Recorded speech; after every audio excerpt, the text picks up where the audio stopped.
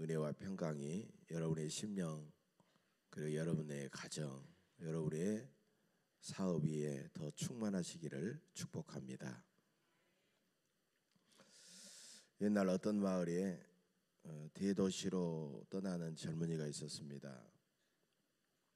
청운의 푸른 꿈을 안고 대도시로 출발하는 그 젊은이가 그 마을의 지혜로운 노인을 찾아갑니다. 어르신, 제가 오늘 대도시로 떠납니다. 제게 도움이 되는 말씀을 주시길 바랍니다. 그러자 그 노인은, 그래, 자네에게 두 가지를 말하겠네. 한 가지는 오늘 떠나는 자네에게 한 가지는 말하고, 그 다음에 한 가지는 자네가 성공하고 돌아오면 그때 내가 말하겠네. 첫 번째 말을 그 노인이 젊은이에게 이렇게 말합니다. 자네는 어떤 경우에도 두려워하지 말게. 그래서 그 젊은이는 낯설고 어려운 도시 환경에서도 두려워하지 않고 용기를 내어서 열심히 도전하고 일을 해서 그가 크게 부자가 되고 성공을 했습니다. 이제 고향으로 금이환영해서 노인을 찾아갑니다. 어르신, 제가 성공하고 돌아오면 또 말씀을 주신다고 했는데 어떤 말씀이십니까? 그러자 그 노인이 그렇게 말해요. 자네는 어떤 일에도 이제는 후회하지 말게. 여러분, 우리가 이 험한 세상을 살면서 어떤 일에도 우리가 두려워하지 않고 담대하게 용기 있게 살아가는 것과, 그리고 우리가 어떤 일을 하든지 나중에 후회하지 않는 삶을 살아간다고 하면 그 사람은 성공하고 행복하게 인생을 살아갈 수가 있다는 것입니다.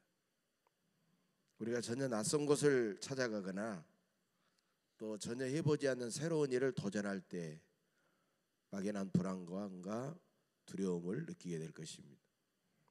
금년 한 해를 이제 새롭게 시작하는 여러분들에게도 여전히 어떤 불안과 두려움이 있을 겁니다.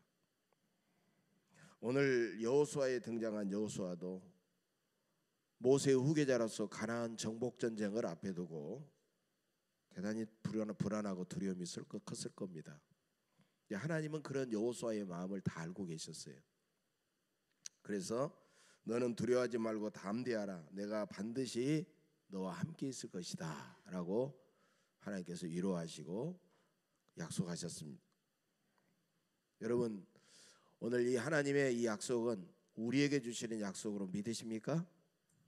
예, 믿으신 줄로 믿습니다. 하나님의 은혜는 신실하고 하나님의 은혜는 풍성합니다. 우리의 생각으로 하나님의 능력을 판단하거나 제한할 수가 없다는 거예요. 하나님이 이스라엘 백성들을 홍해를 갈라서 건너게 하실 때 그들은 인간적으로는 넘실거리는 홍해바다가 두려웠지만 담대하게 믿음으로 첫 발을 딱 띄었을 때 홍해바다는 육지처럼 갈라지고 그들은 건널 수가 있었어요. 여러분, 두려움이라고 하는 거 객관적인 사실이 아닙니다. 두려움은 우리 마음에서 느끼는 일시적으로 일어나는 하나의 감정이지 객관적인 사실이 아니에요. 왜 두려움이 일어날까요? 자기 자신이 기준이 되고 자기 자신에게 집착할 때 두려움이 생기는 거예요. 내게 어떤 일이 일어날까? 내가 그 어려움을 어떻게 내가 극복해낼까? 나는 너무나도 부족하고 능력이 없는데 하면서 자신만 바라보고 자신에게 집착하기 때문에 두려움이 생기는 거예요. 그래서 예수님은 두려워하는 사람들에게 흔히 자주 하신 말씀이 있죠. 두려워하지 말라. 믿음이 작은 자들아. 여러분, 이것은 두려움이 우리에게 무엇인가를 보여주고 있어요. 두려움은 뭐냐? 결국 믿음이 없기 때문에, 믿음이 작기 때문에 생기는 감정이, 일시적인 감정이라는 거예요. 그러므로 두려움을 이겨내는 가장 좋은 방법은 거꾸로 큰 믿음을 가지는 거예요. 큰 믿음을 가지면 두려움이 작아지는 거예요. 두려움이 사라지는 거예요. 두려움이 생기면 우리는 두 가지를 믿어야 됩니다. 하나님은 어떤 경우에도 선하시다. 하나님은 어떤 경우에도 선하시다. 또 한 가지는 그 선하신 하나님은 능력이 많으시고 우리를 늘 사랑하신다. 이 두 가지만 분명히 우리가 믿으면 우리 앞에 있는 두려움을 이겨낼 수 있다는 거예요. 그래서 두려움과 믿음이라고 하는 것은 서로 반대고 배타적이에요. 두려움은 하나님께 대해서는 아니에요. 그러나 우리를 낙심하게 하고 절망하게 하는 이 사탄이 넣어주는 생각에 대해서는 이해하는 거예요.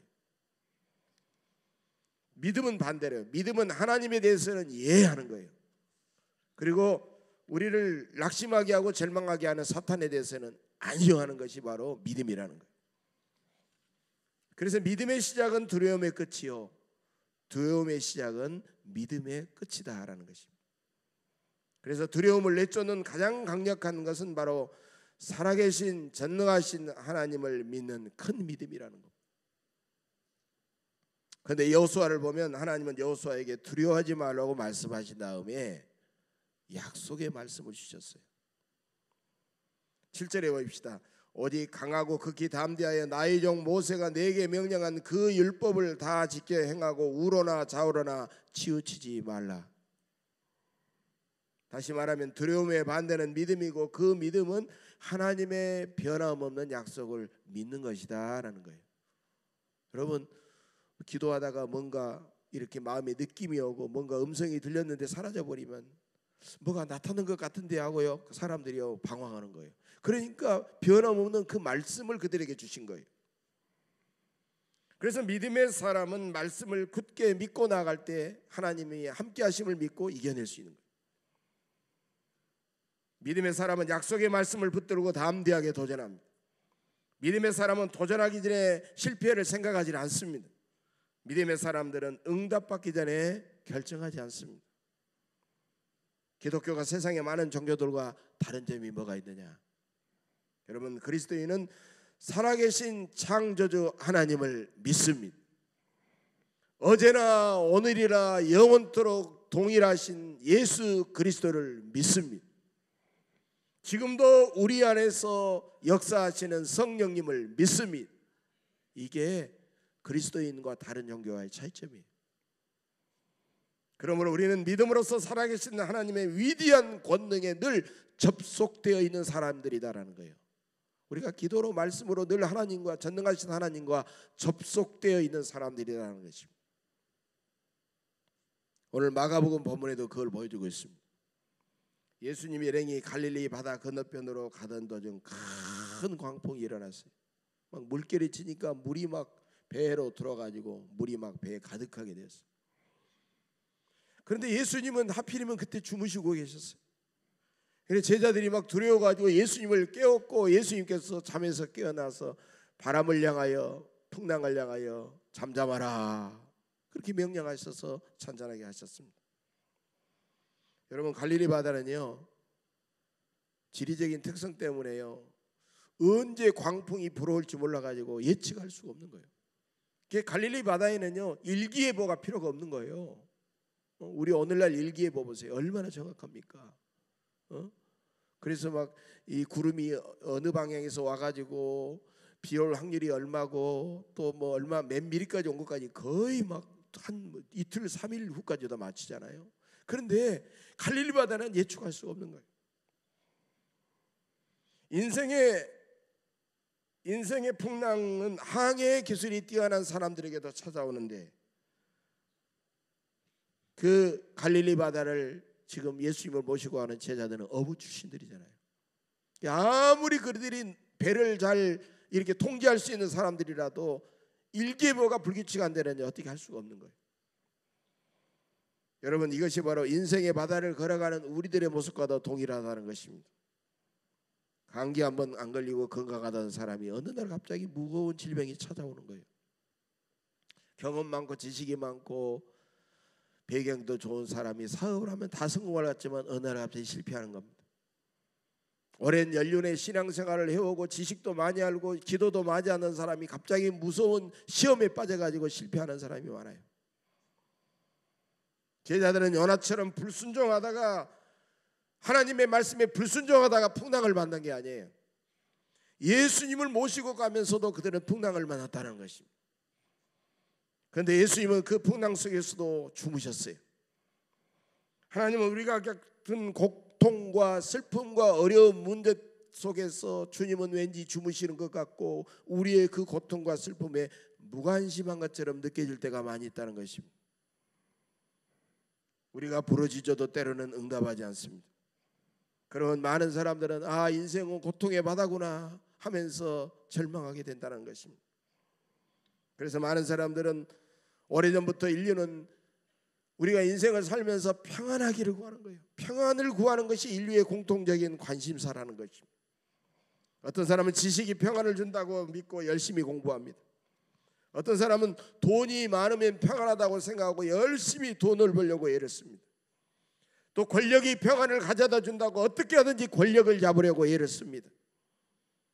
그러나 어떤 것도 우리에게 참된 평안을 주지는 못합니다. 그래서 사람들은 계속 불안하고 두려워하게 살아갈 수밖에 없는 것입니다. 그런데 오늘 본문에서 제자들은 너무너무 두려워가지고 주무신 예수님을 깨웠습니다. 그러다 예수님은 일어나 바람과 바다를 꾸짖어 잔잔하게 하신 다음에 제자들을 꾸짖었습니다. 여러분, 우리가 보통 보면 그래 너희들이 얼마나 놀랬느냐 그러면서 위로하고 그렇게 할 것 같은데 오히려 제자들을 꾸짖었다고 하는 거예요. 그러자 제자들은 어찌 이렇게 무서워하는 너희가 어찌 믿음이 없느냐라고 하는 그 꾸짖음에 제자들은 그가 누구에게 바람과 바다도 순종하는가 하고 그때 예수님을 향하여 바라보기 시작했다는 겁니다. 그 풍랑을 잔잔하게 하신 예수님을 전혀 그들은 믿지 못하고 풍랑 앞에 두려워하고 있었다는 것입니다. 여러분, 그러면 어떻게 보면 예수님이 풍랑이 일어나게 되고 풍랑 속에서 주무신 것은 예수님의 의도적인 행동일 수도 있다는 거예요. 성경에 여러분 하나님이 주무신다는 표현이 없잖아요. 오히려 시편 121편은 하나님은 졸지도 않고 주무시지도 않는다라고 말씀하고 있습니다. 그렇게 우리를 살피시고 우리를 보호해 주신다는 겁니다. 그런데 예수님께서 풍랑 속에서 주무셨다라고 하는 것, 그것도 제자들과 함께 있는데 풍랑 속에서 주무셨다고 하는 것인 이유가 뭐냐? 너희가 인생의 바다를 가면서 수많은 문제와 풍랑을 만나겠지만 그 풍랑을 무서워하지 않고 나를 믿고 그 풍랑을 이겨내라라는 말씀입니다. 그러므로 오늘 본문의 핵심 메시지는 뭐겠어요? 풍랑을 잔잔하게 하시는 예수님을 믿고 살아가야 된다는 것입니다. 하나님은 풍랑을 일으키기도 하시고 잠잠하기도 하십니다. 하나님은 산을 세우기도 하시고 산을 무너뜨리기도 하십니다. 하나님은 우리가 지금도 하나님의 권능을 담대하게 믿고 평안을 누리며 살아가기를 원하십니다. 우리의 가장 본질적인 문제는 인생의 어려운 문제나 환경에 있는 것이 아니라는 거예요. 우리에게 바로 믿음이, 그런 가운데서도 우리와 함께 하시는 예수님을 믿는 믿음이 없다는 것이 우리의 가장 본질적인 문제라는 것입니다.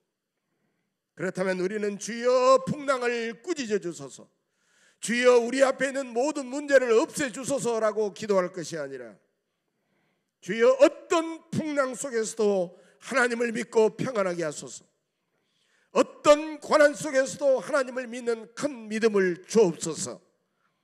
여러분, 우리는 이렇게 기도해야 될 줄로 믿습니다. 오늘 본문에 나오는 꾸짖는다라는 말을, 바람을 향하여 풍랑을 향하여 꾸짖는데 그 다음에 바람이 잔잔해지자 제자들 향하여 똑같은 꾸짖는다는 말을 쓰고 있어요. 왜 똑같은 말을 썼을까요?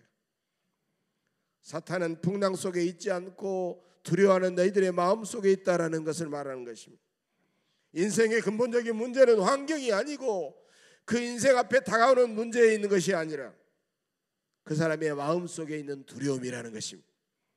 우리는 환경을 바꿔달라고, 우리 앞에 있는 모든 문제를 없애달라고 기도할 것이 아니라 어떤 환경도 두려워하지 않고 어떤 문제 앞에서도 두려워하지 않는 큰 믿음을 달라고 기도해야 된다는 것입니다. 많은 심리학자들이요, 사람에게 수많은 사건들이 일어나는데 그 사건들의 10%만 사실이라는 거예요. 사람들에게 많은 문제들이 일어나요. 근데 10%만 팩트, 사실이라는 거예요. 그러면 나머지 90%는 뭐냐? 그 사실을 내가 어떻게 반응하고 어떻게 그것을 해석하고 어떻게 내가 대응하느냐라는 거기에서 생겨진 문제들이라는 겁니다. 우리 인생을 결정짓는 것은 10%의 사건이 아니라, 사실이 아니라 그 사실에 대한 우리의 반응과 태도라는 것입니다. 그게 90%라는 거예요. 성공한 대부분의 사람들은 10%의 어렵고 힘든 사실 때문에 낙심하거나 좌절하지 아니하고 90%의 믿음의 능력을 가지고 주님 안에서 그것을 해석하면서 대응하고 반응해서 이겨내는 사람이라는 것입니다. 성공하는 사람들이 7가지 습관이라는 베스트셀러를 써낸 스티븐 코비 박사도 성공하는 사람들의 첫 번째 습관이 뭐냐? 그 사람은 어떤 어려운 환경 속에서도 그 환경에 매몰되지 않고 그 환경에 지배당하지 않고 자신이 주도적으로 산다는 거예요. 자신이 그 상황을 넘어서면서 주도적으로 산다는 거죠. 어떤 환경에서 매몰당하지 않고 지배당하지 않고 그 환경을 마침내 변화시켜버리는 사람은 최악의 환경이 다가올지라도 그는 승리할 수 있고 최선의 평안을 누리며 살아갈 수 있다는 것입니다. 그런데 어리석은 사람일수록 반대라는 거예요. 고난을 당하고 어려운 일을 당하면 왜? Why? 왜 나에게만 이런 일이 일어날까? 왜 다른 사람이 아니고 하필이면 나야? 그렇게 물으면서 실망하고 다른 사람에게 책임을 전가하면서 원망하고 좌절하고 그러다가 실패해버린다는 거예요. 그러나 오늘 본문에서 제자들은 왜 예수님과 함께 바다를 건너가는데 그들에게 풍랑이 일어나는가, 그 원인에 대해서 오늘 본문은 철저하게 침묵하고 있어요. 그래서 오늘 본문이 말하고자 하는 중요한 메시지가 있습니다. 첫째, 예수님은 제자들과 늘 동행하신다는 것입니다. 금년에도 여러분 힘들 때마다 어려울 때마다 예수님이 나와 함께 동행하심을 굳게 믿으시기를 간절히 바랍니다. 두 번째로, 예수님은 여러분의 인생의 선장이 되어주십니다. 금년에도 예수님은 내 인생에 내가 타고 가는 내 배의 선장이 되심을 굳게 믿으시기를 간절히 바랍니다. 그런데 오늘 본문에 보면요, 크다라는 말이 몇 번 나오고 있어요. 크다. 이 크다라는 말을 오늘 본문 헬라어에서는요 메갈레라는 말을 쓰고 있습니다. 메갈레. 영어로 보통 크다 작다 하면 뭐예요? 빅이라잖아요. 빅. 그다음에 작은 건 스몰 그러잖아요. 빅은요 그냥 크다예요. 크다. 근데 크도 아주 크다. 이래 무슨 말을 쓰냐면 great라고 해요. great. 그래서 great라는 말은 그냥 크다고 하지 않고 아주 크다고 하지 않고 위대하다 그래요. 위대하다. 근데 그레이트보다도 더 큰 게 있어요. 이것은 어마어마하다. 이것은 뭐 상상할 수 없다. 이것은 뭐 비교할 수 없다. 이것은 뭐냐? 메가톤이라는 말씀. 메가톤. 메가톤급이라는 말씀. 여러분 오늘 바다에서는요 메가톤급 큰 광풍이 일어난 거예요. 어마어마한 광풍이 일어난 거예요.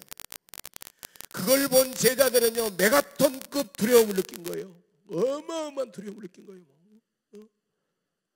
그리고 예수님이 바람을 꾸짖자 그들은 메가톤급으로 찬찬해지고 편한 것을 느꼈다는 것입니다. 이것은 무슨 뜻이겠습니까? 인생의 풍랑이 메가톤급으로 크면 클수록 우리의 두려움도 메가톤급으로 크겠지만은 우리가 그럼에도 불구하고 메가톤급 믿음을 가지고 담대하게 하나님을 의지하고 나아가면 하나님이 우리에게 주시는 메가톤급 권능과 평안을 누리게 된다는 것입니다. 오늘 본문에서 제자들은 그가 누구에게 바람과 바다도 순종하는가, 그제서야 예수님에 대해서 그들이 바라보기 시작했어요. 그제서야 예수님이 어떤 분인가를 그들이 깨닫게 됐습니다. 예수님은 천지를 지으신 하나님이십니다. 예수님은 온 세상을 다스리고 계시는 하나님의 아들이십니다. 이 예수님은 우리를 지금도 사랑하고 계십니다. 예수님은 금년에도 우리와 여전히 동행하시는 줄로 믿으시기를 바랍니다. 우리는 인생의 풍랑과 수많은 문제들을 해결해 주시는 전능하신 하나님을 담대하게 믿고 금년 인생을 출발하시기를 간절히 바랍니다. 하나님은 담대한 믿음의 사람의 마음과 언어와 행동을 존귀하게 보시고 그를 높이도록 귀하게 사용하십니다. 최영규 씨라는 분이 쓴 책이 있는데 관점 다르게 보는 힘이라는 책이 있어요. 관점 다르게 보는 힘. 여기 보면 이런 내용이 나오고 있습니다. 무엇을 시작하려고 할 때, 무엇부터 시작해야 될지 모를 때 반드시 믿음의 말과 긍정의 말부터 시작하면 된다라고 말하고 있어요. 그러면서 어떤 높이뛰기 육상 선수에 대한 이야기를 하고 있어요. 높이뛰기 육상 선수가 있는데 그 선수를 가르치는 육상 코치가 선수에게 이렇게 강조한다는 겁니다. 너는 너의 몸이 장대를 넘기 전보다, 너는 너의 몸이 장대를 넘기 전부터 너의 마음부터 먼저 넘어야 된다. 너의 마음부터 먼저 넘어야 된다. 여러분, 나의 몸만 장대를 넘으려고 해서 안 된다는 거예요. 나의 몸이 장대를 넘기 전에 나의 마음부터 넘겨야만이 드디어 내 몸도 따라서 넘어갈 수 있다는 거예요. 나의 마음이 장대를 이제 넘었으면 우리는 내 마음이 넘었으니까 내 말도 넘어야 돼. 내 입술도 넘어가야 돼. 그래서 끊임없이 우리는 내가 중얼거리면서 나를 긍정하면서 두려움을 이기면서 해낼 수 있어야 된다는 거예요.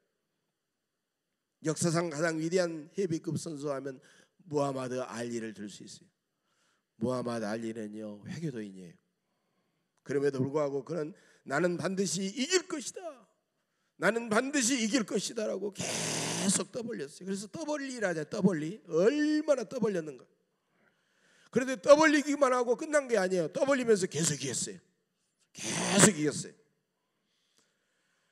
그는 마침내 세계 챔피언이 되고 나서 기자들 앞에서 이런 말을 했습니다.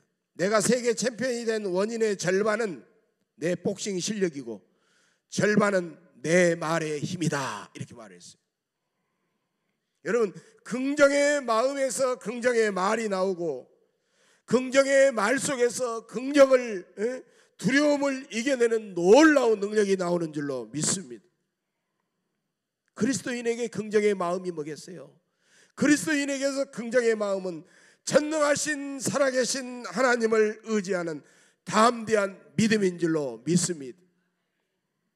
그리고 긍정의 말이 뭐겠어요? 긍정의 말은 그 두려울 때 하나님 앞에 강력하게 드리는 바로 기도다라는 것이. 사랑하는 여러분, 금년 한 해를 사는 동안 여러분 앞에 다가오는 수많은 어려운 문제들 때문에 조금도 두려워하지 마시고 담대한 믿음을 갖고 하나님 앞에 늘 담대하게 기도하시길 간절히 바랍니다. 우리 주님은 우리가 그렇게 기도할 때 내 믿음대로 될지어다, 이렇게 우리에게 담대한 마음을 주시고 담대한 능력을 우리에게 부어주실 줄로 믿습니다. 금년 한 해도 이런 메가톤급 믿음으로 하나님이 부어주시는 메가톤급 평안과 축복을 누리면서 금년 한 해 승리하며 살아가시는 여러분들의 삶이 되시기를 주의 이름으로 간절히 축복합니다. 기도하겠습니다. 믿음의 주여, 또 온전하게 하시는 전능하신 아버지 하나님, 우리에게 2020년 새해를 허락해 주시고 귀한 말씀을 통하여 큰 믿음과 평안을 주시니 감사합니다. 이 믿음으로 어떤 어려운 일들이 우리 앞에 몰려올지라도 두려워하지 않고 이겨내게 하시고 평안하게 하옵소서. 새해에는 성령 안에서 주님을 닮은 새 사람이 되게 하시고 우리의 가정이 새로운 가정이 되게 하시고 우리 예원교회가 새로운 교회가 되게 하여 주옵소서. 그래서 모든 교우들이 굳건한 믿음으로 날마다 승리하며 하나님이 쓰시기에 합당한 주님의 일꾼들이 다 되게 하옵소서. 감사드리며 예수님의 이름으로 간절히 기도하옵나이다. 아멘.